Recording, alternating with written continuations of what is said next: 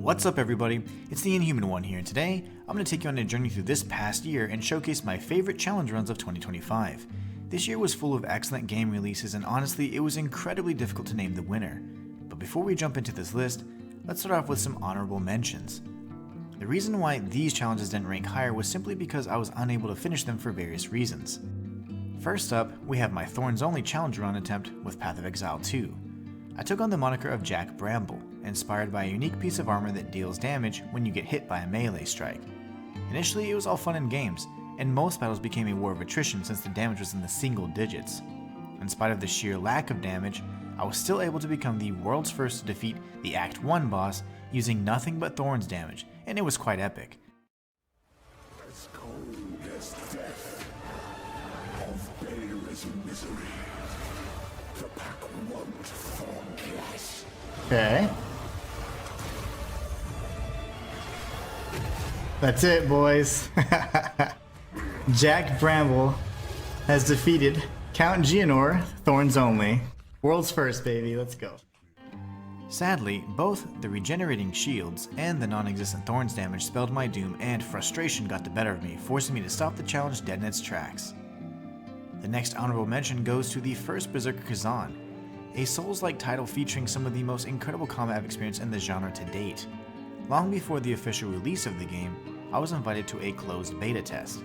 This is where I absolutely fell in love with not only the visual style of the game, but the unmatched fighting mechanics. Each and every movement is so responsive and satisfying. The combat in Khazan proves far superior to nearly every game in its genre. During the closed beta test, I experimented a bit to see how viable fists were, and as I expected, they were damn near worthless. But since Khazan had a complete moveset and still had the ability to perform brink guards, I figured I'd give it a shot. Now, Khazan is a game that revolves primarily around knowledge and execution, and as long as you have the patience, any build is viable and can be a blast to play. When the game launched, I started my fists only build and became the world's first to defeat Viper using nothing but my mitts. Now this was before the patch that nerfed the difficulty of the infamous bosses and reduced the bloated health bar substantially, so I'm glad I was able to make it beyond his scaly ass before the whiny streamers ruined the devs' original vision for their game.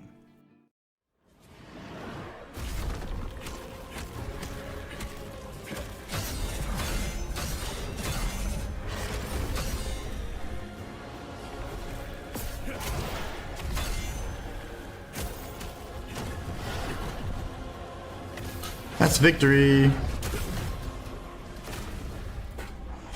Fists only, baby. The game's too hard, they say. The Inhuman one says, hold my beer. Sadly, however, I had to pause this challenge run because I was knee-deep in Path of Exile 2 coverage, and new updates were launching regularly. I'm currently attempting a fists-only challenge run on Lords of the Fallen's new Veteran mode, so be sure to check out that or any of the games listed in the video, as they will be linked in the description for your viewing pleasure. I also just recently completed my first playthrough of the First Berserker Khazan, even though it was 8 months after launch. I hope to revisit the Fist Only challenge run here in the near future, but only time will tell considering 2026's amazing launches coming up. Now, with the honorable mentions out of the way, let's jump into the top 3 challenge runs of 2025. Coming in at number 3 is my Bell Demon run for Sekiro. For 6 years I postponed playing this game because I knew it would consume me in its magnificence, and for once, I was actually right. Sekiro Shadows Die Twice is an absolute masterpiece and has subsequently become my favorite game of all time.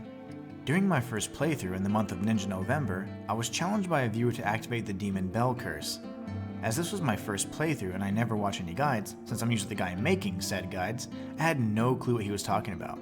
In the next stream, chat guided me spoiler-free to the Bell Demon idol, and from there the journey began.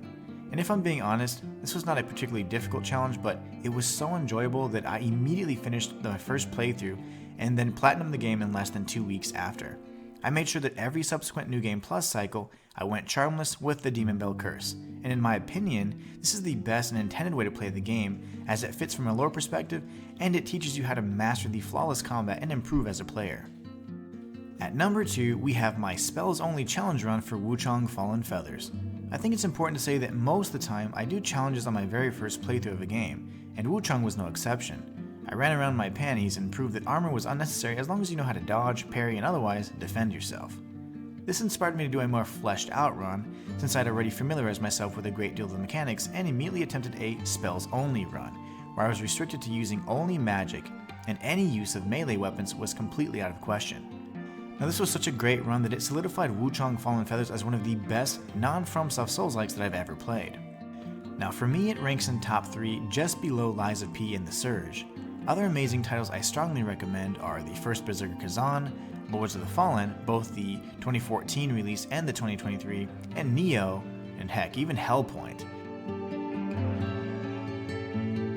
At number 1, we have my bow-only challenge run for Lies of P.